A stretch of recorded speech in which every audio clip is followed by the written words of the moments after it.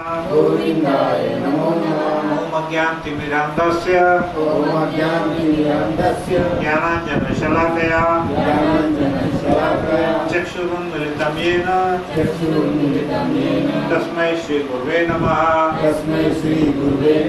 श्रीचैतन्यमनोभीष्टं स्थापितं येन भूतले स्वयं रूप कदा मह्यं ददाति स्वपदान्तिकं वन्देऽहं श्रीगुरु श्रीयुतपदकमलं श्रीगुरून् वैष्णवांश्च श्रीरूपं साग्रजातं सहगण रघुनाथान्वितं तं सजीवं साद्वैतं सावधूतं परिजन सहितं कृष्ण चैतन्य देवं श्री राधा कृष्ण पादान सहगण ललिता श्री विशाखान्वितांश्च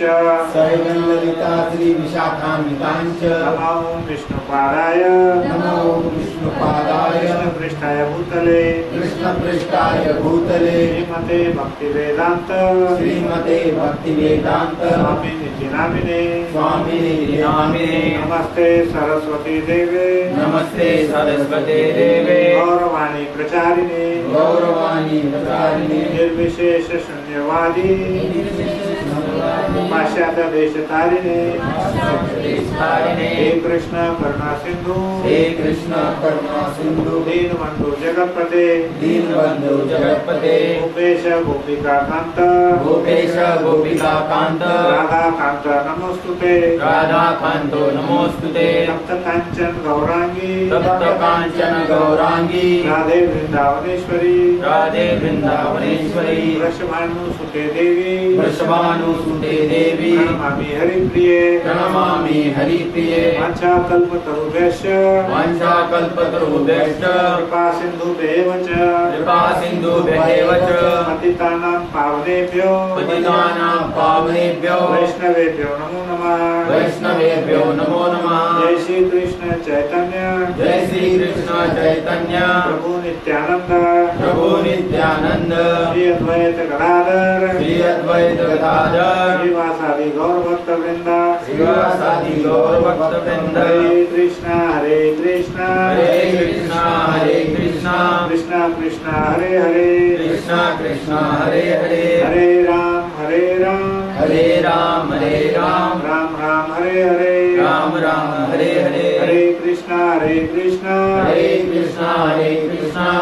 कृष्ण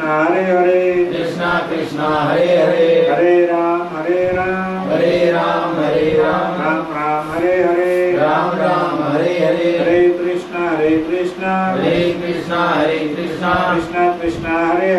कृष्ण कृष्ण हरे हरे हरे राम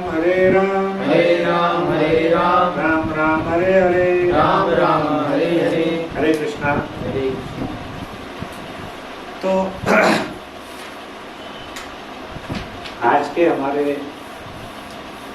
प्रवचन में हम लोग डिस्कशन करेंगे ध्रुव महाराज की कथा। हम पिछले बारे भी ध्रुव महाराज की कथा के बारे में हमने डिस्कशन किया था। अब उसका जो अगला पार्ट है वो अभी हम आज कंटिन्यू करेंगे। लेकिन पिछले बारी क्या हुआ था, थोड़ा सा 5 मिनट में आपको बताता हूँ कहाँ तक पहुँचे थे। तो ध्रुव महाराज की जो सौतेली माता थी जिनका नाम था सुरुचि, उनके कड़वे वचन सुनकर के ध्रुव महाराज ने तय कर लिया कि अब मुझे ये जो राजमहल छोड़ना है, क्योंकि उनकी सौतेली माता ने बोला था कि तुमको अगर मेरी गोद में बैठना है, मतलब तुम्हारे पिता की गोद में बैठना है, तो तुमको मेरी कोख से जन्म लेना पड़ेगा। इसका मतलब क्या हुआ कि तुमको पहले पढ़ना पड़ेगा, तो फिर तुम मेरी गोद से तुम जन्म ले, ऐसा उन्होंने कहा था। तो ध्रुव महाराज कौन थे? क्षत्रिय थे। तो वो ये जो बात है सहन नहीं कर पाए और वो वहाँ से निकल गए। निकलने के बाद में का जो इतना निश्चय दृढ़ था कि तारक जी को मालूम पड़ गया भगवान कृष्ण को मालूम पड़ गया। हम दृढ़ निश्चय करके जाते तो हमारे गुरु को भी मालूम नहीं रहता, लेकिन ध्रुव महाराज का इतना दृढ़ निश्चय था कि भगवान को भी मालूम पड़ा कि ये बहुत कठिन तपस्या शायद करने वाला है। तो नारद जी क्या करते, उनको रास्ते में समझाते हुए बोलते कि देखो भाई, मान अपमान के लिए तुम बहुत छोटी उम्र में, मान अपमान की तुम्हें चिंता नहीं करना चाहिए। और ये जो तुमको मार्ग बताया है कि भगवान की, कृष्ण की या वासुदेव की तुम पूजा करो, ये इतना आसान नहीं है। बड़े बड़े योगी मुनि, अष्टांग योगी कई जन्म जन्मांतर तक भगवान की पूजा करते रहे, चिंतन करते रहे, अष्टांग योग पद्धति से उन्होंने कोशिश की, लेकिन वो भगवान को प्राप्त नहीं कर सके। तो तुम इतनी छोटी उम्र में कैसे प्राप्त करोगे? तो बेहतर ये होगा कि तुम जब बड़े हो जाओगे तब ये सब करना। तो ध्रुव महाराज ने उनका उत्तर दिया कि मुनिवर, आपकी बातें सुनने में तो एकदम सही है, लेकिन जो मेरा हृदय है वो इस चीज़ को मानने के लिए तैयार नहीं है, क्योंकि मैं वैसे भी क्षत्रिय हूँ और क्षत्रिय की अगर कोई निंदा करे तो वो उनसे सहन नहीं होता। इसका पैरेलल रेफरेंस हमने क्या दिया था, याद है किसी को? कि ऐसे ही बात जब विदुर जी धृतराष्ट्र को समझाते, अरे धृतराष्ट्र जी तुम इतने बूढ़े हो गए, तुम अभी पांडवों के, तुम्हारे शत्रु के घर में रहते और तुम्हारी हालत कैसी है? जैसा एक कुत्ता है उसको रोटी डाल देते और वो अपना दूध मिलाते रहता, वैसा तुम पड़े तो भी तुम यहाँ से जाते नहीं, तुम वानप्रस्थ करो, भगवान का नाम लो। तो विदुर जी को, धृतराष्ट्र जी विदुर को बोलते हैं कि तुम्हारी बातें सुनने को तो बहुत अच्छी है, लेकिन मेरा मन ये चीज़ एक्सेप्ट नहीं करता। सेम ऐसे ही पैरेलल है। तो यहाँ पर ध्रुव महाराज क्या किए कि वहाँ से निकल गए और फिर नारद जी ने देखा कि ये तो भक्त कुछ चलने वाला नहीं है। तो उन्होंने क्या किया, ध्रुव महाराज को बोला कि आप क्या करो, एक काम करो, फिर आपको मैं पूरी पद्धति बताया उन्होंने कि भगवान की पूजा कैसे करना है।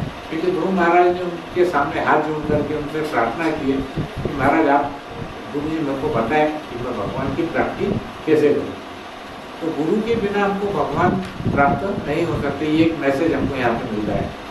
तो नारद जी ने क्या किए, ध्रुव महाराज को बताया कि तुमको सबसे पहले यमुना किनारे एक जगह है मधुवन, तुमको मधुवन में जाना पड़ेगा।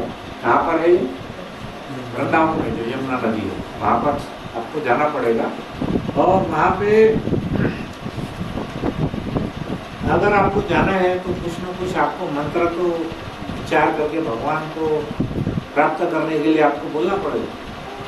तो ये मंत्र तो फिर अगर हम कलयुग में बोलेंगे तो हर व्यक्ति अपना अपना एक एक मंत्र बताने वाला है कि नहीं? हाँ, कोई बोलेगा हमारे गुरु जी ने बोले, कोई बोलेगा हमारे पिताजी ने बोले, कोई बोलेगा हमारे दादाजी ने बोले। तो वैसे वाला मंत्र नहीं है, जो शास्त्र में अधिकृत मंत्र है वो वाला मंत्र इसके अंदर में उन्होंने बोला। और वो मंत्र कौन सा है? ओम नमो भगवते वासुदेवाय, ओम नमो भगवते वासुदेवाय। तो अपना पिछले बार यहाँ तक आया था कि उन्होंने अपने को कौन सा मंत्र उन्होंने ध्रुव महाराज के लिए बताया। यही मंत्र विश्वसनीय है। क्यों है? क्योंकि ये गुरु शिष्य परंपरा से चला आ रहा है।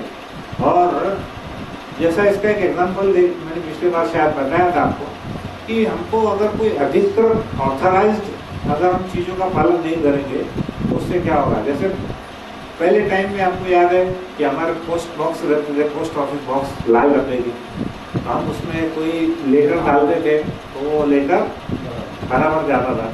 अब आप बोलेंगे कोई दूसरा कोई भी डब्बे के अंदर में हम पत्र डाल दिए तो वो लेटर वहाँ पहुँचने वाला है क्या? नहीं पहुँचने वाला है। तो ऐसा क्यों है? क्योंकि वो ऑथराइज्ड है गवर्नमेंट से, सरकारी मान्यता प्राप्त है।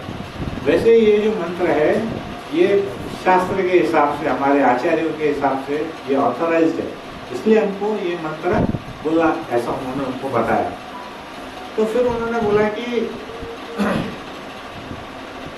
एक्चुअल तो ध्रुव ब्राह्मण भी नहीं थे उस समय, बड़ा नियम था। जैसे आज के नियम में जैसा हरे कृष्ण का मंत्र कोई भी बोल सकता है किसी भी काल में, किसी भी देश में, किसी भी अवस्था में। उस समय ऐसा नहीं था। उस समय केवल ब्राह्मण लोगों को ये बोला जाता था कि ये ऐसा मंत्र आप करो। लेकिन ध्रुव तो क्षत्रिय थे, लेकिन फिर भी उन्होंने नारद मुनि की आज्ञा से मंत्र किया, बराबर है। फिर उन्होंने क्या किया, दूसरा पत्रम पुष्पम फलम तो। अब ये सोचिए आप, 5 साल का बच्चा जंगल में अकेला, हमारे पास तो इतना बड़ा सब चीजें रहने के बाद में भी हमारा गति उसमें नहीं लग रही। 5 साल का बच्चा, हजारों साल पहले कितना बड़ा जंगल होगा, कितने शेर और जंगली जानवर थे वहाँ पर, उसमें वो 5 साल का बच्चा अकेला गया, तो वहाँ पे उसके पास में उसके पिताजी से कुछ धन संपत्ति लेके वो नहीं गए थे, बराबर है, हालांकि राजकुमार थे। लेकिन उन्होंने क्या किया, तो नारद जी ने बोला कि आप क्या करो कि भगवान को शुद्ध जल, हार, फल फूल, तुलसी पत्र चढ़ाओ, जो कि भगवान को बहुत प्रिय है। भगवान ने सब जगह कंसेशन दिया हुआ है, किसी ने कोई ऐसा एक्सक्यूज नहीं करना कि मैं भगवान की पूजा नहीं कर सकता। अगर क्यों नहीं, क्योंकि ऐसा कोई नहीं बोल सकता कि मेरे पास में फल नहीं है, फूल नहीं है, पत्ता नहीं है, अरे कम से कम पानी तो है ना, तो वो तो हम भगवान को चढ़ा सकते हैं। तो तुम भगवान के विग्रह बनाओ, कोई बहुत ज्यादा ऐसे सोने चांदी हीरे जवाहरात के नहीं चाहिए, पानी और मट्टी से लेकर के एक विग्रह बनाओ और भगवान की वहां पे पूजा करो। फिर उन्होंने क्या किया, कुछ और डायरेक्शन दिए, निर्देशन दिए नारद जी ने, इसको ध्रुव महाराज को। वो पढ़ना इसलिए जरूरी है कि हम भी जब भगवान की भक्ति करेंगे तो ये चीजें हमको हमारे माइंड में आना चाहिए। वो तो दोनों इतने महान थे कि उनको कुछ बताने की जरूरत नहीं थी, ये सब हमारे जैसे जो पतित लोग हैं उनके लिए कहानी जैसे लोग। तो उन्होंने क्या क्या डायरेक्शन दिए नारद जी ने, पूजा अगर करना है, भगवान की प्राप्ति करना है तो क्या क्या करना चाहिए। पहले उन्होंने बताया कि तुम मन को और अपनी जीवा को नियंत्रित करो, क्योंकि जितने भी प्रॉब्लम हमारे चालू होते हैं वो कहाँ से चालू होते हैं, ये 2 ही चीजों से चालू होते हैं। पहला तो मन और दूसरा जीव। जीव से अगर हमने ज्यादा प्रसाद खा लिए तो भी प्रॉब्लम है, बराबर है। और मन को अगर हम संयमित नहीं रखेंगे तो भी बहुत प्रॉब्लम है। तो उन्होंने पहला क्या उनको डायरेक्शन दिया, मन को और जीव को, तन दोनों को कंट्रोल में रखो। फिर बोले कि शांत रहो, क्रोध मत करो। ऐसा क्यों बोले उन्होंने, खास करके ध्रुव महाराज को इस समय ऐसा क्यों बोले शांत रहो, क्रोध मत करो? क्योंकि वो क्रोधित थे बहुत ज्यादा, कि माता के जो वचन थे ना, उनका हृदय छलनी हो गया था, तो वो बहुत गुस्से में थे। उन्होंने क्या बोला कि शांत रहो, क्रोध मत करो। इसका मतलब ये है कि अगर हम भक्ति में जाने से पहले कितने भी किसी से झगड़ा हो जाए तो हमने उसको सब साइड में रखा, बराबर है। क्रोध नहीं करना, शांति से हमने भगवान का स्मरण करना। ये हमारा बहुत परम सौभाग्य है कि हमको मनुष्य देह मिली। उससे बड़ा सौभाग्य है कि हमको हरे कृष्ण का प्रभुपाद द्वारा ऐसा कॉन्ग्रीगेशन मिला।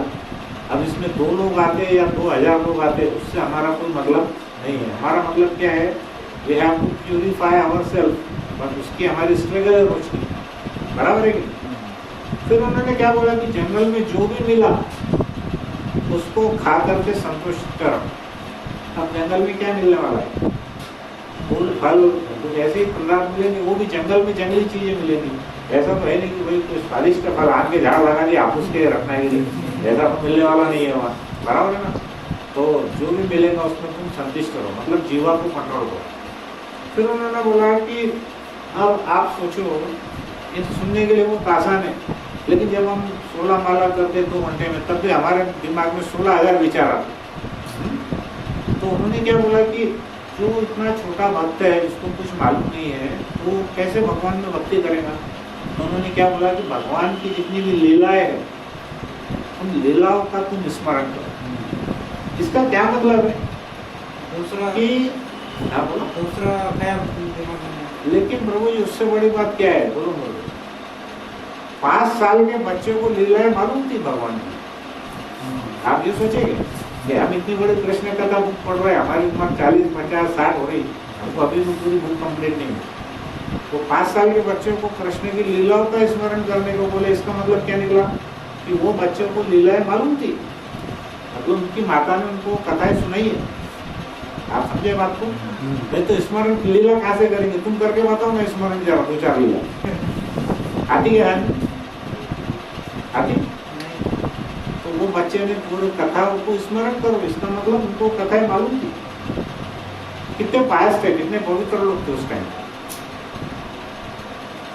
फिर उन्होंने बोला कि जो वरिष्ठ भक्त है उनके पद चिन्हों का अनुसरण करो। हालांकि 5 साल के बच्चों को ये भी मालूम नहीं कि वरिष्ठ कौन है और कनिष्ठ कौन है, लेकिन उतना बैकग्राउंड उनको मिला रहेगा, तो उन्होंने बोला कि उसका अनुसरण करो, उनसे बड़े भक्त है। फिर उन्होंने बोला कि जो मूल मंत्र है उसका जाप करो। मूल मंत्र बोले तो यही, ओम नमो भगवते वासुदेवाय। और जो पदार्थ तुम्हारे पास नहीं है उन्हें अपने मन से भगवान को अर्पण करो, क्योंकि भगवान तथा उनके मंत्रों में कोई अंतर नहीं है। अब ये बात देखो, आप कल ये नहीं बोल सकते कि प्रभु जी मेरे पास में बहुत सुंदर अर्चे वगैरह नहीं है इसलिए मैं भगवान की पूजा नहीं करता। ये कोई एक्सक्यूज नहीं है। क्या मेरे पास में बहुत पैसा बनाने के लिए मिष्ठान्न नहीं है, बहुत सारे पदार्थ नहीं है, इसलिए मैं भगवान को भोजन खाद्य पदार्थ कोई अर्पित नहीं कर सकता। जो भी हम बना रहे हैं भगवान को अर्पण करना है। तो भगवान कैसे है? भगवान भावग्राही है। क्या है? उसकी कथा आपने कभी सुनी? रघुनाथ दास गोस्वामी की एक कथा आपको बताता हूँ कि ये कहानी, ये जो बात बोले ये सही है या गलत है। अब इसमें हजारों बातें लिखी है, लेकिन वो बातें कितनी सही है उसका उदाहरण है कि वो क्या बोले कि जो आपके पास में नहीं है, गुरु महाराज को नारद जी क्या बोलते हैं, जो आपके पास नहीं है उसको आप मन से अर्पण करो, मन से भगवान को दो। अब मन से अर्पण कैसे होता है उसकी कहानी सुनो। तो हमारे जो षड गोस्वामी है उसमें एक गोस्वामी का नाम है श्री रघुनाथ दास गोस्वामी। रघुनाथ दास गोस्वामी वृंदावन में भगवान की बहुत तपस्या कर रहे थे, तो उनके बहुत सारे शिष्य भी थे। तो वो सब शिष्य क्या करते थे? रघुनाथ दास गोस्वामी की सेवा करते थे, उनके लिए भोजन बनाना, उनकी सेवा करना सब करते थे। लेकिन जो रघुनाथ दास गोस्वामी है वो क्या लेते थे? दिन में सिर्फ 3 बूंद छाछ की पीते। कितनी?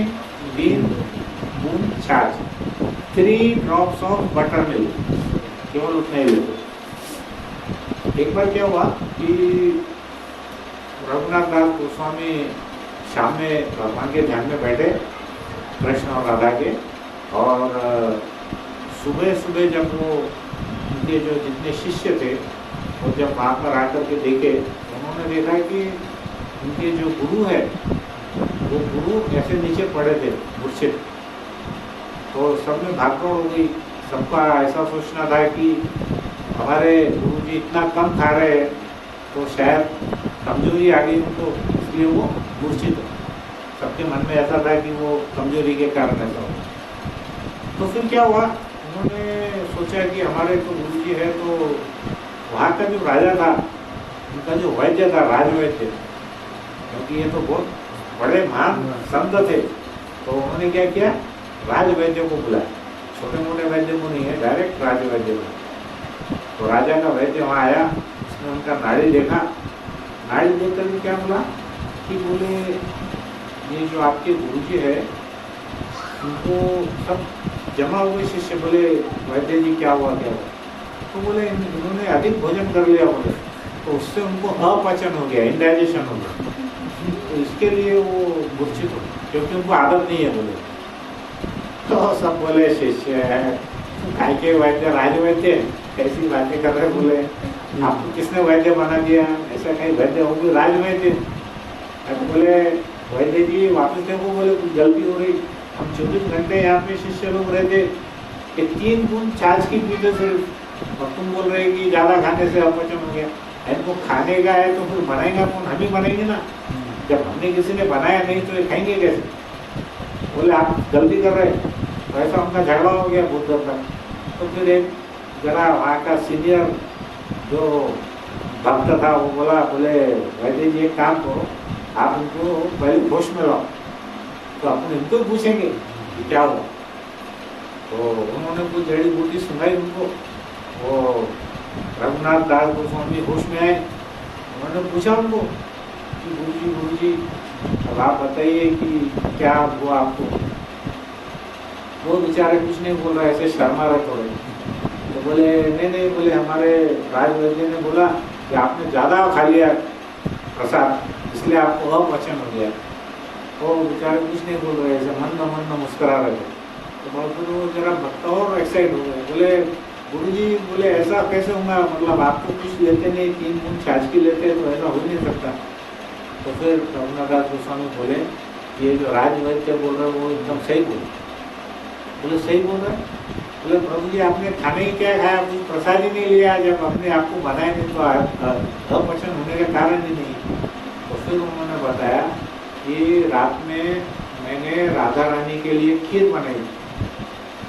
तो राधा रानी के लिए जब मैंने खीर बनाई, वो भी कहाँ बनाई, मन में। तो खीर बनाई तो राधा रानी ने बोले कि ये तो तुमको मेरे से भी ज़्यादा प्रिय, तुम मुझको बहुत ज़्यादा खिलाई। और मैंने इतना ज़्यादा खा लिया क्योंकि इतने दिन से तो मैंने 3 बूंद की छाछ ही पिया था, और राधा रानी के हाथों का स्पर्श होने से वो इतना ज़्यादा स्वादिष्ट हो गया कि मुझको पता ही नहीं चला कि मैंने कितनी खीर खा ली। तो उसके कारण मेरे को अपचन हो गया, क्योंकि मेरे को इतना रोज खाने की आदत नहीं। तो सब लोग एकदम बहुत ही ज़्यादा शौक में चले गए कि ऐसा कैसे हो सकता है कि हमारे गुरुजी यहाँ पर है और हमने कुछ नहीं बनाया और राधा रानी ने उनको खिला दिया। तो भगवान इससे क्या क्या समझ में आता है हमको कि भगवान भावग्राही है। उन्होंने अपने मन से खीर बनाई और राधा रानी ने वो खीर वापस उनको ही खिलाई, बराबर है। तो ये जो वचन है ये कोई ऐसे काल्पनिक नहीं है, बराबर है, इमेजिनरी नहीं है। जैसे हम मूवी देखते हैं उसमें पहले लिख के आता है सब काल्पनिक है, लेकिन हमको वो रियल लगता, उसमें लिख के भी आता कि इसमें मरा हुआ या जिंदे का कोई वो नहीं है, काल्पनिक है, फलाना है, लेकिन हमको लगता नहीं ये सही है। इसमें आ रहा है कि सब सही है, तो हमको क्या लगता है सब काल्पनिक है। तो प्रभु जी आगे पुस्तकों में हमारे को बता रहे, पुस्तकों की कहानियां पढ़ रहे, ऐसा होता है। अरे हमको 50 साल हो गए, 40 साल हो गए, कभी खीर तो छोड़ो, ये पानी का गिलास भी आया क्या, ऐसा किसने पिलाया क्या हमको, हमको ऐसा लगता। लेकिन हमारा लेवल है क्या होता हमारा स्तर कहाँ पे, हम नहीं है ना कुछ भी, बराबर है ना। तो ये जो पॉइंट बताया कि भगवान जो है भावग्राही है, वो आपका भाव स्वीकार करता है। इसीलिए आप देखे होंगे कि कितना भी अमीर से अमीर या गरीब से गरीब व्यक्ति अगर अपना भाव भगवान को देता तो भगवान उसका भाव स्वीकार करता और भगवान खुद को दे देगा, बराबर है। तो जैसे हमारे चैतन्य चरितामृत में एक कहानी थी, वासुदेव विप्र। वासुदेव विप्र कौन थे, एक कुष्ठ रोगी थे। उनके शरीर पे इतने जख्म थे कि उसमें से कीड़े निकलते थे, और जब वो कीड़े निकलते थे तो क्या हुआ, वो कीड़े जब नीचे गिरते थे तो वासुदेव विप्र वो कीड़े को वापस उठाते थे और उसको वापस अपने शरीर पर रखते थे।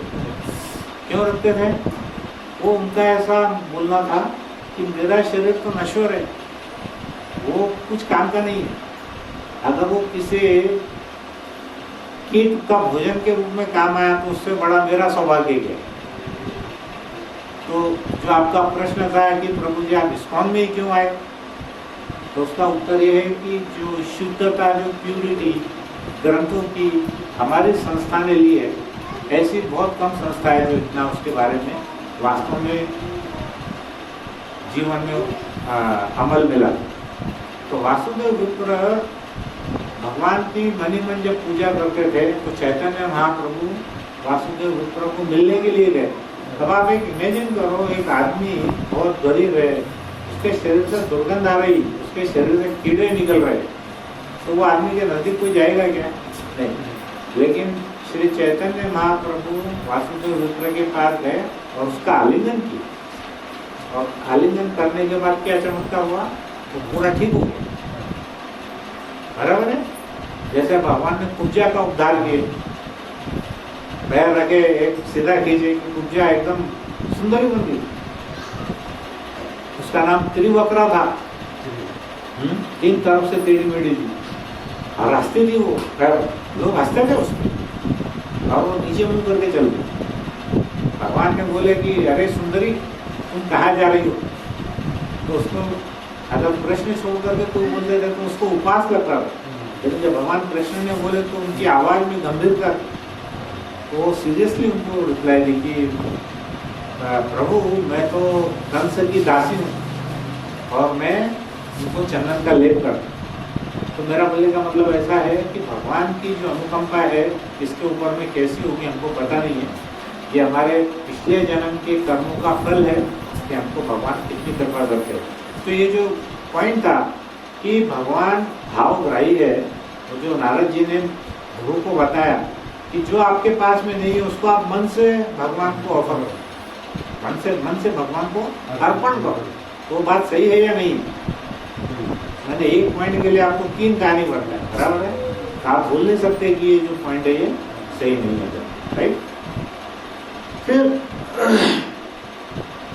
भगवान की उपासना करने से क्या परिणाम होता है ये भी नारद जी ने ध्रुव को समझाया। उन्होंने ये बोला कि जब भी कोई शुद्ध भक्त शुद्ध भाव से गंभीरता पूर्वक अपने BMW से आराधना करता है, BMW बोले तो कार नहीं, body mind and words, body यानी शरीर, माइंड यानी मन, वर्ड्स यानी शब्द।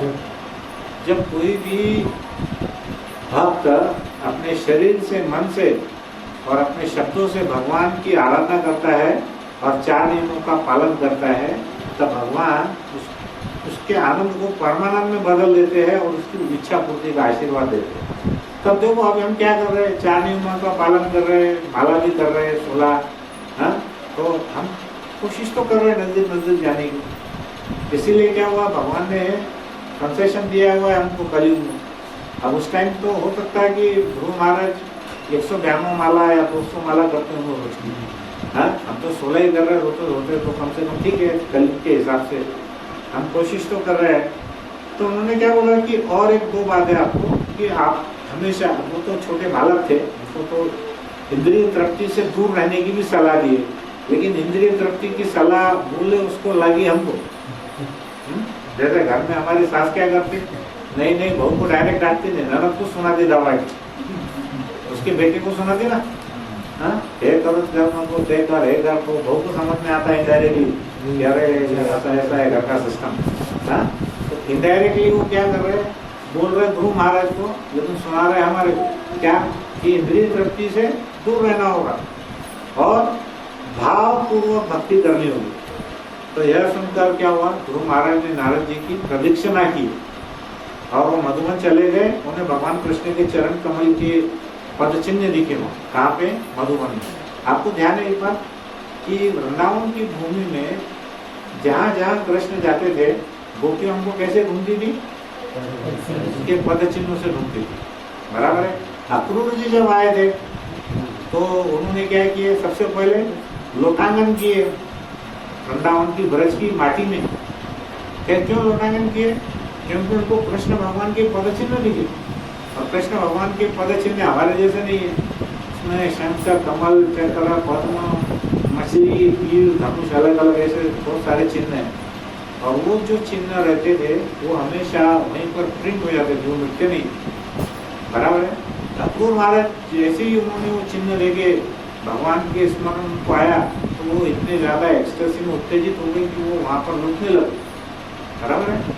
तो जैसे ही ध्रुव महाराज वहाँ पर आए उनको भगवान कृष्ण के चिन्ह दिखे, और भगवान कृष्ण के चिन्ह दिख कर वो एकदम उत्तेजित हो गए, उनको बहुत आनंद आने लगा कि, क्योंकि देखिए हम ऐसी जगह जा रहे हैं जहाँ पे कुछ भी नहीं है, खाली जंगल है और कुछ भी नहीं। तो उनके मन में जो भावना है वो आने के लिए सबसे बड़ा इम्पोर्टेंट पॉइंट है कि उनको भगवान कृष्ण के चिन्ह दिखे। हरे हरे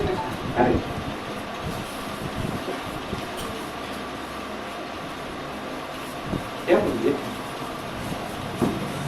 हरे हरे क्या आप ही करा, अरे बोल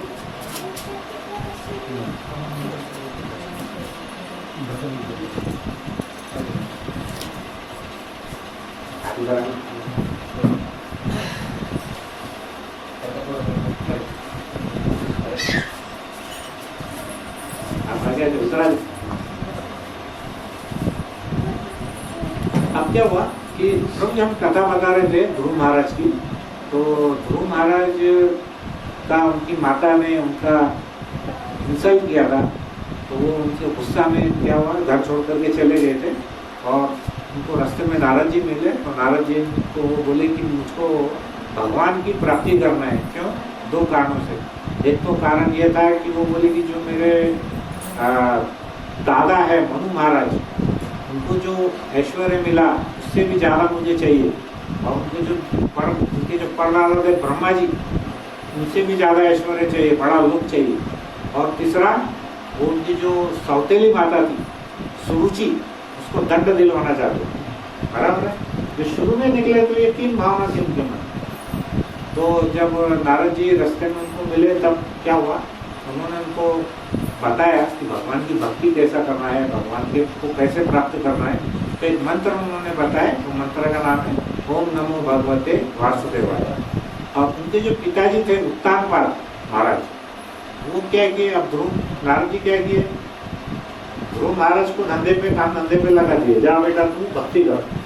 फिर क्या हुआ, नारद जी के मन में ध्यान आया, अरे ये इनके पिताजी में जब हमको जाके मिल गए ना, क्या चल रहा उनके माइंड।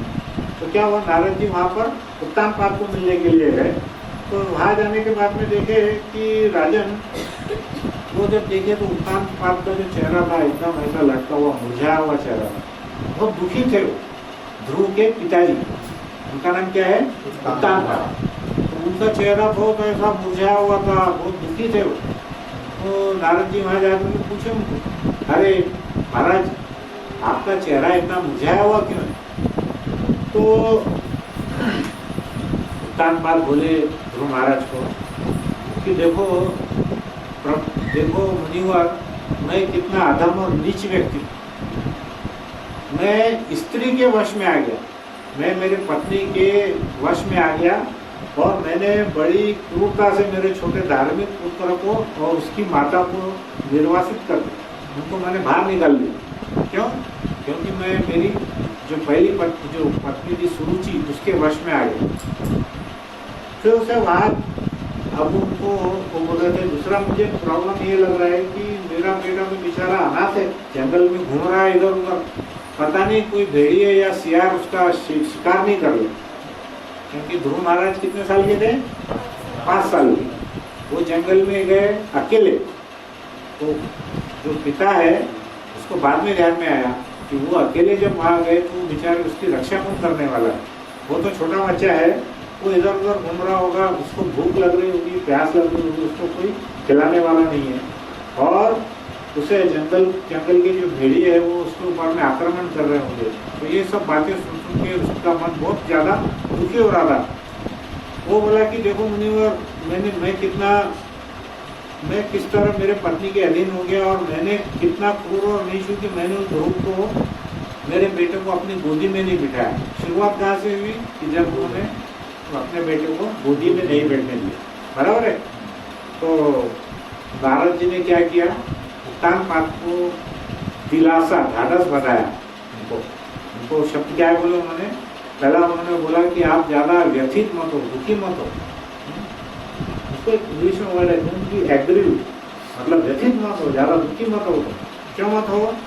क्योंकि आपका बेटा जो ध्रुव है वो भगवान के द्वारा पूर्ण तरह से सुरक्षित है। ऐसा कौन बोल रहे हैं? नारद जी बोल। बराबर है। हम बहुत कथा में हम पहले सुनते हैं कि जापू राखे साइया मार सके न कोई। बराबर है। जिसको भगवान बचाते हैं तो उसको कोई मार नहीं सकता। उसको मराठी में क्या है, कुछ अच्छा है ना, देव तारी त्याला। बराबर है, बिल्कुल वैसा। बराबर है कि नहीं? देव तारी त्याला इसको, इसकी रक्षा कौन कर रहे हैं? भगवान कृष्ण खुद कर रहे हैं। तो उन्होंने फिर उनको बोला, उसके पिताजी को, कि इनकी जो प्रसिद्धि है, ख्याति है, तो पूरे ब्रह्मांड में अभी बहुत जल्दी फैलने वाली। तो उनको आश्वस्त करने के लिए उन्होंने बोला। फिर उन्होंने बोला कि आपका जो बेटा है उसने जो कार्य हाथ में लिया है वो बहुत बहुत बहुत कठिन कार्य। क्या कठिन कार्य है? कि जो कार्य आपका पुत्र करने वाला है वो देवतागण भी नहीं कर सकते। बराबर है। और तुम्हारा बेटा वो कार्य करेगा, घर भी लौटेगा और आपकी जो प्रसिद्धि है, आपका यश है, वो सब जगह पे पूरे विश्व में फैल जाएगा। यह सुनने के बाद क्या हुआ, जो राजा उत्तानपाद है तो उसका हृदय तो पिता का था ना, वो और व्याकुल हो, वो और जोर जोर से रोने लगे कि देखो देखो मैं कितना नीच हूँ, मैं कितना क्रूर हूँ, मैंने मेरे बेटे को जंगल में भेज दिया, अपने छोटे बेटे को। तो उसने अपने विशाल राज्य के बारे में सोचना बंद हो गया और वो क्या करने लगा, 24 घंटे अपने पुत्र के बारे में सोचने लगा। सेम ऐसी कंडीशन किसकी हुई थी, राजा दशरथ की।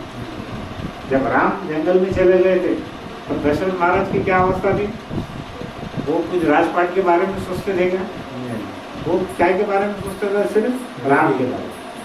लेकिन फर्क इतना था कि राम के बहुत प्रिय थे, ये भी उत्तानपाद के प्रिय था, लेकिन वो अपनी जो सौतेली माँ है उसके बहकावे में आकर के उसने ऐसा उसके सामने दुर्व्यवहार किया।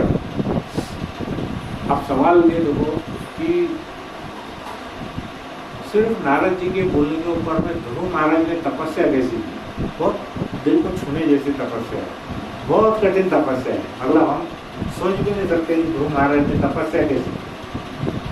तो ध्रुव महाराज ने क्या किया, मधुबन नामक एक जगह है वृंदावन, यमुना नदी के पास, वहाँ पर वो गए, उन्होंने स्नान किया और उन्होंने रात्रि में उपवास किया और नारद मुनि के आदेश के अनुसार भगवान की आराधना की। अब उन्होंने आराधना कैसी कैसे की, हर महीने में उन्होंने क्या क्या उपासना की, वो बहुत सुनने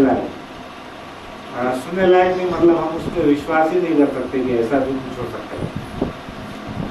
तो सबसे पहला जो उनका महीना था, उन्होंने क्या किया, जंगल में एक जंगली फल आता कपित फल का, वो कपित फल या फिर कुछ बेर, जंगली बेर, वो उन्होंने खाए।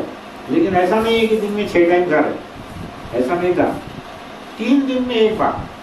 कितने दिन में? 3 दिन में एक बार थोड़े से बेर या वो फल, कपित फल।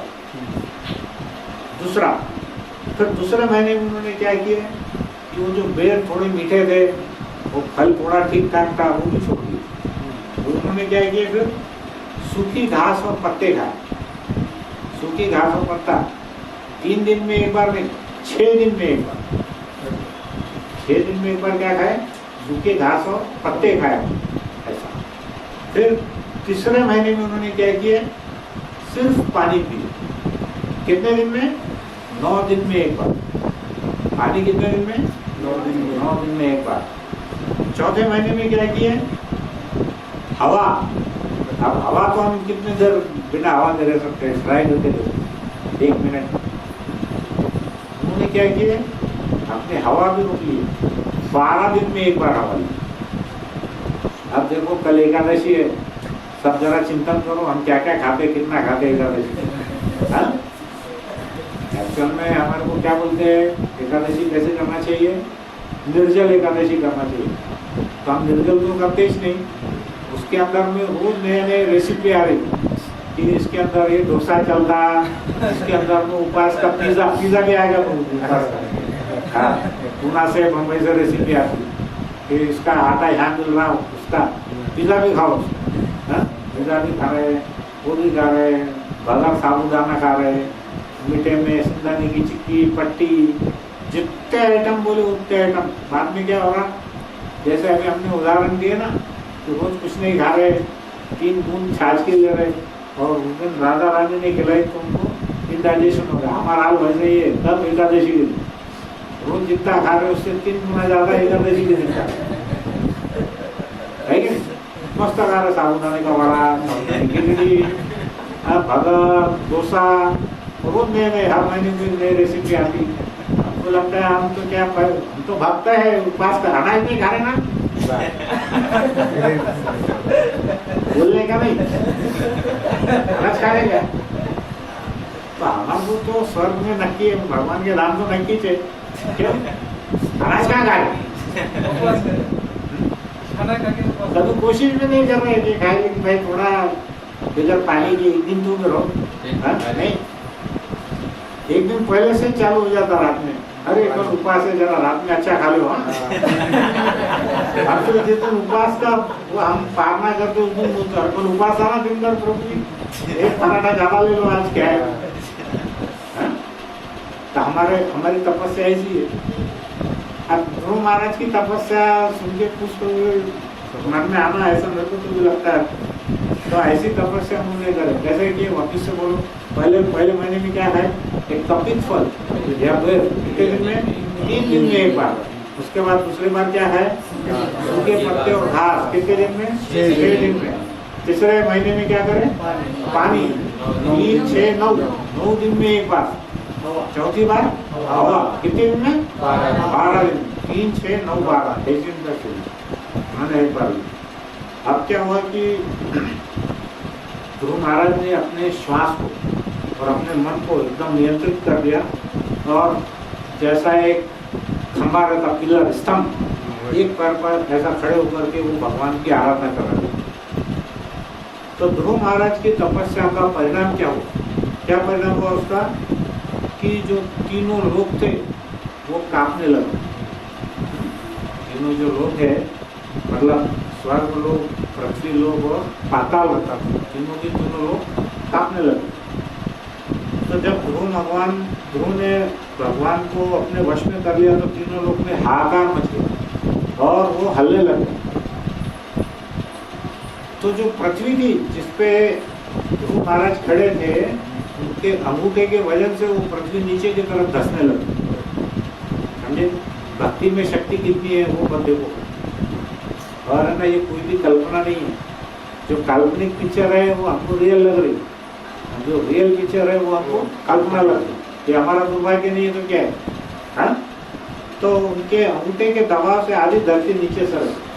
मतलब अगर हम थोड़ी भी ऑस्टेरिटी करते, थोड़ी भी भक्ति करते, थोड़ी भी पवित्रता रखते, तो उससे कितना फल होगा।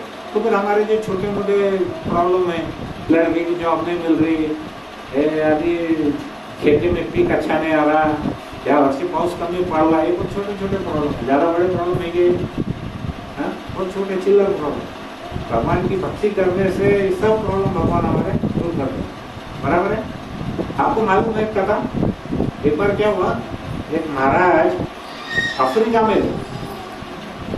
अफ्रीका में जाने के बाद उन्होंने प्रवचन दिया, धुआंधार प्रवचन दिया, हजारों लोग थे। प्रवचन में उन्होंने क्या बोला, ये जो भगवान का संकीर्तन है वो बहुत महत्वपूर्ण है, उसको आप गाएंगे ना तो आपकी सब समस्या दूर हो जाएंगी। और बोले किसी को कोई उसके अंदर में शंका है तो अब आपको पूछो। एक भक्त नहीं था, एक गाँव को उधर का आदमी था अफ्रीका का, तो बोला हमारे यहाँ पे 3 साल से बारिश नहीं हुई, तो ये कुछ समस्या निकली नहीं क्या उससे। महाराज जो उसमें थे, हजारों लोग बैठे थे, हाँ बोले बिल्कुल क्यों नहीं होगा, बोले भगवान के कीर्तन से सब समस्या दूर हो जाएगी। तो गाँव का सरपंच आया, पकड़ा महाराज को, चलो महाराज मैंने हम जाएगा, क्यों करो संकीर्तन, बोले 3 साल से बारिश हुई नहीं। महाराज बेचारे टेंशन में आ गए। अब वो 3 साल से उधर बारिश नहीं हुई, लेकिन महाराज तो भगवान के ऊपर भरोसा था। महाराज वहाँ पे गए और बहुत मृदंग और करताल के साथ में धुआंधार उन्होंने संकीर्तन चालू किया।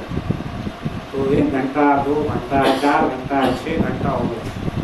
उठने ऊपर कड़क धूप, सब वो उनके जितने भी लोग थे वो सब बोलने लगे खाली तुम प्रवचन दे रहे, एक्चुअल कुछ प्रॉब्लम सॉल्व नहीं होना इसमें।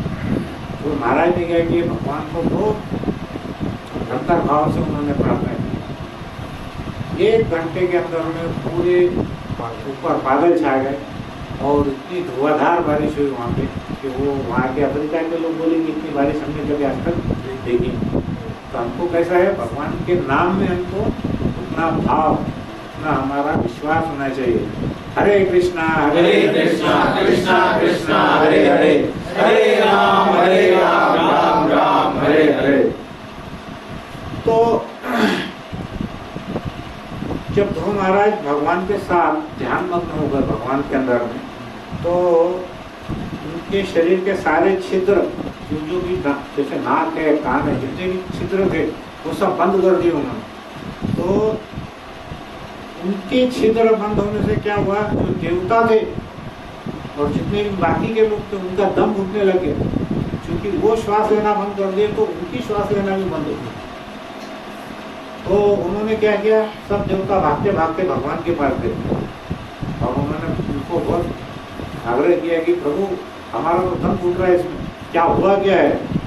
तो बोले ऐसे सांस की हमारी जो रुकावट थी हमने पहले कभी महसूस नहीं की, ये पहली बार है कि ऐसा हमारे साथ हो रहा कि सांस हमारी रुकने लगी। तो आप सभी जीवात्माओं के आश्रय प्रदाता है, आप सबको आश्रय देते हैं, इसलिए हम आपकी शरण में हैं, तो हमको ये खतरे से आप बचाओ प्रभु। तो फिर भगवान क्या बोले उनको, देवताओं को, कि आप चिंतित मत होइए, ये सब मेरे भक्त ध्रुव की कठोर तपस्या के कारण हुआ और वो इस तरह ध्यान में मग्न है, मैं उसको ये सब रुकवा दूंगा और आप अपने अपने रूप में वापस, ऐसा उन्होंने उनको आश्वासन दिया। ठीक है, तो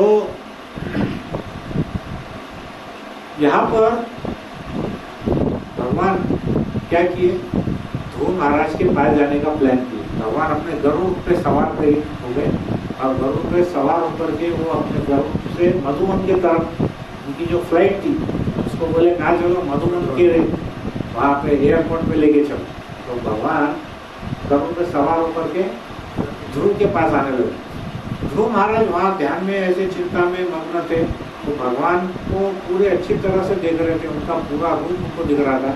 लेकिन क्या हुआ, तभी उनके जो ध्यान में से भगवान एकदम गायब हुआ। तो जैसे वो अंतर ध्यान हुए तो ध्रुव महाराज ने अपनी आंखें खोली।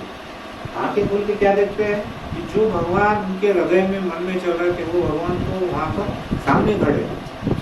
तो वो देख करके ध्रुव महाराज जो थे वो बहुत हड़बड़ा गए, उनको कुछ समझा नहीं कि मैं भगवान के साथ में अभी क्या बात करूँ। अभी ऐसा समझ के चलो ना कि आपके जो सबसे फेवरेट है वो कोई व्यक्ति सडनली आपके पास आया, किसी का कोई क्रिकेट स्टार फेवरेट है, अब वो सडनली आ गया, किसी का कोई एक्टर फेवरेट है वो आ गया, या और कोई भी हो सकता है। तो वो अगर सामने आ गए तो हम एकदम शॉक में हो जाएंगे। और ये तो उसका ध्यान लगा रहे थे, तो उन्होंने देखा कि वो जो भगवान एकदम देदीप्यमान, मतलब उनके चारों ओर से बहुत सारी ऐसे प्रकाश की किरणें निकल रही थी, वो सामने ही खड़े थे। तो ध्रुव महाराज को समझा नहीं कि क्या करना, लेकिन वो क्या कर रहे थे बताओ, आंखों से उनको पी रहे थे, आंखों से ही पी रहे थे भगवान उनका रूप।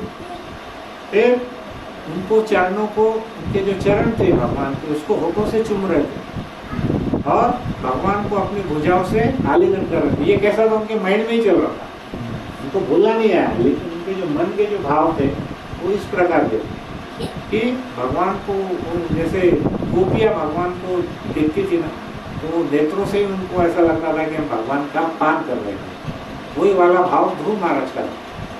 तो फिर भगवान ने क्या किया, भगवान ने देखा कि मेरे भक्त को कुछ अभी सुधर नहीं रहा है। भगवान ने क्या किया, उनका जो शंख था, वो जो शंख है वो भक्त के सिर पे उन्होंने टच कर दिया, स्पर्श कर दिया। तो जब वो जैसे ही वो जो शंख का स्पर्श हुआ तो वो भगवान का वर्णन करने में समर्थ हो गए, उनको उनकी जबानी बंद हो गई थी, वो बोलने में समर्थ हो गए।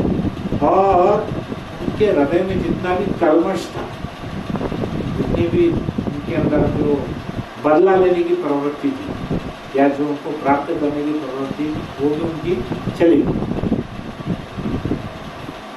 तो ध्रुव महाराज क्या करने लगे, भगवान से प्रार्थनाएं करने लगे।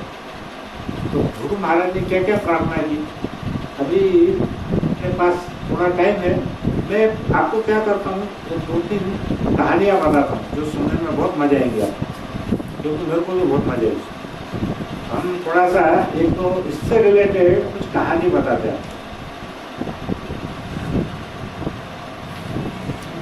अब हमने एक टॉपिक पहले क्या देखा था, क्रोध। ये कहानी की शुरुआत कहाँ से हुई, जलन और क्रोध से। किसने किया था क्रोध, सौतेली माता। सौतेली माता ने क्रोध किया था बेटे को उसके पिता की गोदी में बैठने नहीं दी। क्यों? उसको बहुत ज़्यादा क्रोध आया कि ये तो सौतेला है, मेरा बेटा नहीं है। तो क्रोध में क्या क्या बुरा हो सकता है उसकी कहानी बताता हूँ मैं। क्या हुआ, अमेरिका की ये सच्ची कहानी है। एक परिवार था, उस परिवार में एक पिता था और उसका एक बेटा था। तो जो पिता था उसने क्या किया, एक बहुत महंगी गाड़ी लेके आया, मर्सिडीज BMW जैसी एक कार लेके आया और वो कार को बड़े प्रेम से साफ कर रहा था, चमका रहा था। रोज का काम था उसका, क्योंकि उसका बहुत दिल था उस कार के ऊपर। है ना, ऐसे बहुत लोग मिलेंगे आपको। खुद को मार लगी तो तुम मिलेगी, गाड़ी को नहीं स्क्रैच नहीं आता, है ना, बहुत महानुभाव है ऐसे, है कि नहीं? दिन रात गाड़ी के पीछे पागल होते हैं, उसको देखते रहते उसमें। तो वैसे ही वो पिता था उसका, गाड़ी के लिए उसको बहुत ज़्यादा आकर्षण था। तो वो क्या कर रहा था, गाड़ी को बहुत अच्छे से कपड़ा वपड़ा साफ करके पानी वानी से धो के एकदम वॉश किया। इतने में क्या हुआ, उसका 4 साल का छोटा बच्चा आया और उसने क्या किया, एक पत्थर लिया और पत्थर से उस पर स्क्रैच कर दिया। अब देखो, हमारा अति आकर्षण होता है कोई चीज़ के लिए तो आदमी को कितना गुस्सा आता है उसकी कोई लिमिट नहीं। तो वैसे ही गुस्सा उसके पिताजी को आया। उसका पिता का ब्लड एकदम फैल गया, उसका खून फैल गया।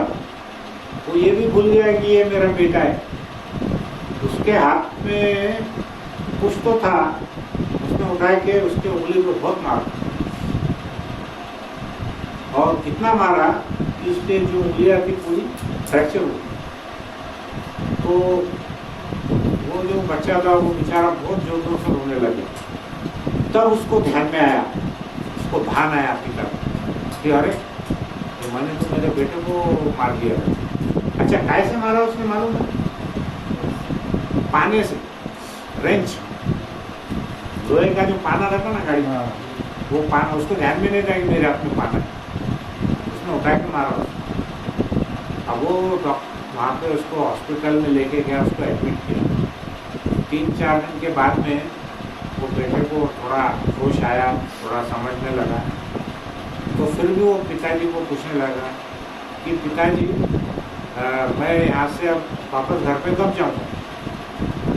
तो उसके पिता अभी 3 दिन तक वहीं थे। तो उन्होंने बोले बेटा अभी और थोड़ा टाइम लगने वाला है। तो उसके पिता भी बहुत दुखी हो गए। उन्होंने सोचा कि चलो एक बार गाड़ी को देखते कि उस गाड़ी की कंडीशन कैसी है। तो जब वो गाड़ी के पास वहाँ पर गए तो गाड़ी में उन्होंने देखा जो उनके बेटे ने पत्थर से स्क्रैच किया था। एक्चुअली उसने वहाँ क्या लिखा था, आई लव यू डैड, कि पिताजी मैं आपको बहुत प्यार करता हूँ, ऐसा उसने वहाँ पे लिखा। तो इसका अर्थ ये हुआ कि हम लोग क्या करते हैं, जो वस्तुएं हैं उसको भोगना चाहिए, बराबर है, और इंसानों से हम लोग प्यार करना चाहिए। लेकिन हम क्या कर रहे हैं, उसका उल्टा करते हैं। हम इंसानों को वापर रहे हैं और ये सब जो बेजान चीज़ें हैं उनसे प्यार करते हैं। समझ में आया बात? हम जो बेजान चीज़ें हैं उसके अंदर में अटका के बैठे दिल को, और वह हम क्या कर रहे हैं, आदमियों को और जो इंसानों को हम क्या कर रहे हैं, वापर रहे कि नहीं वापर रहे। अरे आज के ज़माने में क्या चल रहा है, दोस्ती हमारी किधर है? कुछ काम रहा तो दोस्ती है, नहीं तो दोस्ती नहीं, बराबर है। हमको किसको शादी में इनवाइट करना है तो पहले देखते हैं उससे अपना कुछ लेना देना, बिजनेस का काम फायदा होने वाला है क्या, फायदा होने वाला है तो बुलाओ, नहीं होता है काम तो क्या करना है, बराबर है। तो ये जो मेंटेलिटी है ये सब कहाँ से आ रही है हमको, ये बॉलीवुड की पिक्चर, हॉलीवुड की पिक्चर, ये सब हमारे दिमाग में इनडायरेक्टली है। पहले ऐसा नहीं था। पहले हमारे गांव में शादी होती थी तो हम सबको, जो बड़े बुजुर्ग थे हमको रिस्पेक्ट से बुलाते थे, भले वो पैसे वाला हो या ना हो, भले उससे हमको काम हो या ना हो। अभी कैसा हो गया, सब व्यापार हो गया, बिजनेस हो गया, प्रेम भी बिजनेस हो गया, बराबर है। तो हमको ये समझना है कि ये जो व्यापार है हमारा, ये हमको आगे आगे और अंधेरे में ढकल रहा है। जब हमारा बुढ़ापा आने वाला है तो कोई व्यक्ति हमारे काम आने वाला नहीं है, बराबर है। केवल जो हमारे भक्त है, जो भगवान की शरण में है, जो भगवान से कनेक्टेड है, वही हमको काम आने वाला है, बाकी कोई काम आने वाला नहीं है। अगर हमारे घर के मेंबर भगवान की भक्ति में नहीं है तो शायद वो भी काम में आते कि नहीं आते, मेरे को डाउट है, बराबर है कि नहीं। तो ये बात हमारे को देखना है कि हमको कैसा भगवान की शरण में इसमें जाना है और भगवान के साथ में हमको कैसा हमारा अपने आप में संबंध स्थापित करना है। एक फिर इसके बाद क्या हुआ कि एक मैं आपको प्रश्न पूछता हूँ कि मान के चलो एक लड़का, कोई बच्चा है, मेले में अगर गुम हो गया, तो उसको सबसे ज़्यादा खुशी कहाँ मिलने वाली है, कैसे मिलने वाली है? आप क्या दोगे तो उसको सबसे ज़्यादा खुशी? आप उसको बोलोगे कि भाई चलो मैं तेरे को खाना खिला देता, कोई क्या बोलेगा चल तेरे को खिलौना दिला देता, कोई बोलेगा कि चल तेरे को मैं नए कपड़े दिला देता, उसको खुशी मिलने वाली है क्या? लेकिन अगर कोई व्यक्ति उसको बोलेगा चलो तेरे माता पिता से तेरे को मिला देता, तो उसको खुशी मिलेगी कि नहीं मिलेगी? सबसे ज़्यादा खुशी कब मिलेगी उसको? या माता पिता से मिलेगी, बराबर है। तो फिर हमारे ओरिजिनल माता पिता कौन है? भगवान कृष्ण। तो जो खुशी हमको भगवान कृष्ण से मिलने से होने वाली है, वो सब भौतिक चीज़ों के आकर्षण से हमको मिलने वाली नहीं है। तो हम ध्रुव महाराज के कदमों पे चल करके हमको ये सीखना है कि हमको भगवान से हमारा कनेक्शन कैसे हमें स्थापित करना है, ये उसके बारे में है। तो हमको हमारे शास्त्रों में क्या बोला गया है कि ये जो भौतिक जगत है ये कैसा है? ये जेल है, कारागृह है। जेल है क्या तुम्हारे घर? भौतिक जगत जेल है क्या कि नहीं? मस्त घूम रहे, जेल है कि नहीं है? हाँ, हर एक चीजों के लिए हमारे को नियम है, कानून है। सिर्फ फर्क क्या है?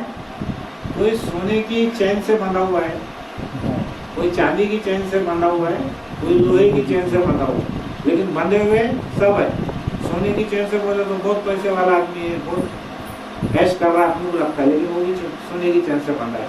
उससे कम लेवल का चांदी की चैन से, उससे कम लेवल का लोहे की चैन से। लेकिन एक व्यक्ति बहुत गरीब है, लेकिन वो बाहर आराम से घूम रहा, जेल के अंदर नहीं है।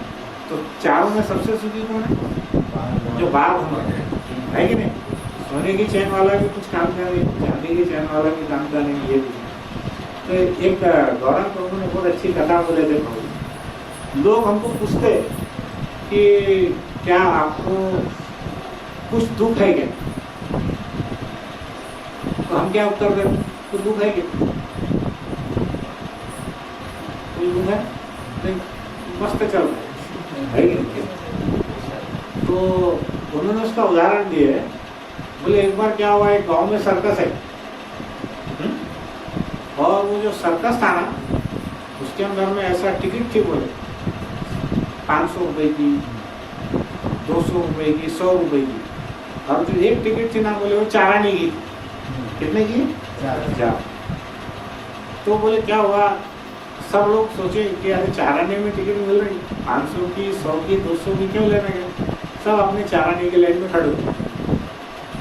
अब वो जैसे जैसे वो अंदर गया पहला आदमी, 4 आने की टिकट ले गई, तो वो क्या देखा, वहाँ पे ऐसे 4 पहलवान खड़े थे, 4 पहलवान खड़े थे अंदर सर।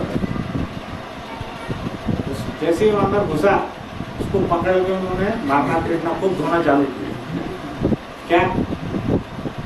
तो 4 आने में तुमको सर्कस देखने गया ना, ये मजा ले, उसको खूब पिटाई धुनाई करे अच्छी तबियत से, और उसको बोले अब तू बाहर गया, वो बाहर गया, कपड़ा वपड़े ठीक करा हुआ ऐसा ऐसा।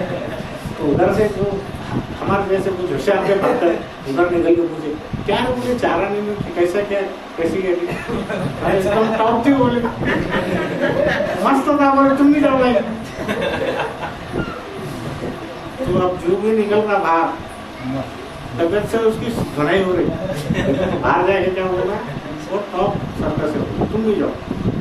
ऐसा करते करते पूरे लोग खूब तबियत से मार खा रहे, खूब भले हो रहे, लेकिन बाहर जगत में क्या हो रहा है, सब फर्स्ट क्लास साहब। तकलीफ हो गया प्रभु जी, सगड़ा व्यवस्थित। तो हमारी हालत वैसी, हमारी खूब धुनाई हो रही अंदर, औरत चिल्ला रही, बच्चे चिल्ला रहे, सब धुनाई हेरे के पीछे। बैंक का कर्जा है, पानी आ रहा नहीं, खेती हो रही नहीं, नौकरी मिल रही नहीं, बच्चों की शादियाँ हो रही नहीं, पढ़ाई हो रही नहीं। कोई को पूछेगा बात कैसा चल रहा है, मस्त चल, भगवान का नाम लो, क्या करोगे, चल रहा वैसे। तो वो सर्कस के जो आदमी है ना, वैसे हमारी अवस्था हो रही है। तो इसलिए हम क्या कर रहे हैं कि हम ये भौतिक जगत में रोज हमारे को पिटाई हो रही, लेकिन हमको उसमें मजा आ रहा। एक सुअर था, भगवान बोले कि चलो भाई सुअर की योनि बहुत गंदी योनि है, चलो इसको लेके जाते भगवत धाम में। सुअर को लेने के लिए चले गए। सुअर को बोले थे कितना तो मल निष्ठा खाता है, गंदगी में रहता है, चलो उधर तेरे को स्वर्ग में बढ़िया तो प्रसाद खिलाएंगे हलवे का। जनता नहीं बोले वो, क्यों, इधर ही मजा। तो हमारी हालत कैसी है, वैसी है ना, गंदगी में पड़े सड़ रहे। भगवान को हमारे नाम में आओ, तेरा बढ़िया वहाँ सब है, हम बोलते नको प्रभु, भगवान इधर ही मजा है। जाने को तैयार है क्या, नहीं। भगवान का नाम लेने को तैयार है क्या, नहीं। तो वो सर्कस का और वो सुअर का दोनों का मिक्सचर हमारे बॉडी में घुसे हुआ है। ध्यान तो सोचो घर पे जाके कि हमारी हालत है कि नहीं। खूब पिटाई हो रही है, हमारे पॉकेट में लॉलीपॉप दे देंगे, हम भी खा रहे मार, लेकिन बाहर पब्लिक को वही कपड़े झड़क के बोल रहे हैं मस्त कर रहा, कुछ नहीं, इतनी भी मार खाए। हाँ, तो कल एकादशी है, मोहिनी एकादशी है। भगवान का आप देखे होंगे कि हम जो भी उपवास करते हैं उसमें सबसे महत्वपूर्ण उपवास कौन सा है, एकादशी का है। कोई भी व्यक्ति की अगर जब मृत्यु होती है तो पंडित जी हमको क्या बोलते हैं, एकादशी के कितने व्रत करो, बाकी किसी देवी देवताओं के व्रत को करने के लिए नहीं बोलते।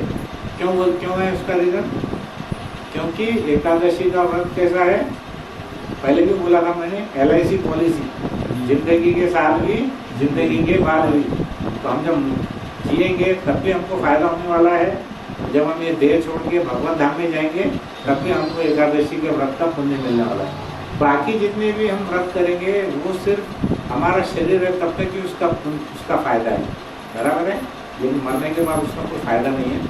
तो एकादशी बहुत ध्यान से हर भक्त ने करना चाहिए, अपने अपने लेवल के हिसाब से। ठीक है, आप साबुदाना ज़्यादा खाओ, कोई बात नहीं है, लेकिन अन्न मत खाओ।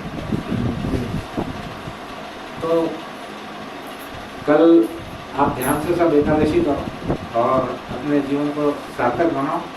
जो हिसाब से मेरी कथा की स्कूल में मेरे को लगता है ध्रुव महाराज के बुक में लेक्चर और हो जाएंगे प्रभु जी, क्योंकि उसमें ऐसा है कि तत्व ज्ञान जितना चाहिए स्टोरीज भी उतनी ही चाहिए। तो कहानी का उसके अंदर में बहुत ज़्यादा हमको आनंद है। तो आपको क्या कुछ समझ में आया आज का लेक्चर, कहानियाँ समझ में आई कैसा है? तो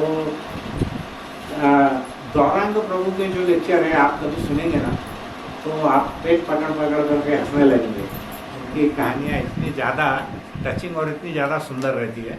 तो फिर हम अभी यहीं पे रुकते हैं और एक 5 मिनट प्रभु जी कीर्तन करेंगे, उसके बाद में प्रसाद करेंगे। और आज की सबसे बड़ी इम्पोर्टेंट न्यूज़ है कि आज हमारे प्रभु जी का और देवपति प्रभु जी का और माता जी का आज मैरिज एनिवर्सरी है, जो कि मेरे को आज अभी आने के बाद मालूम पड़ा।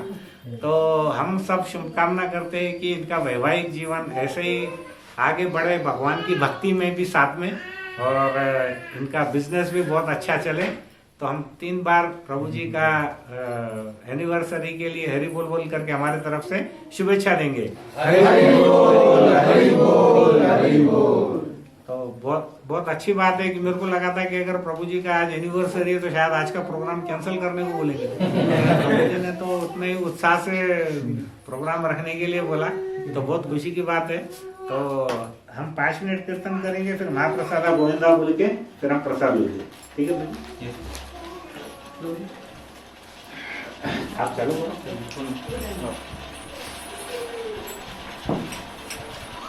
प्रभु जी करता हूँ है।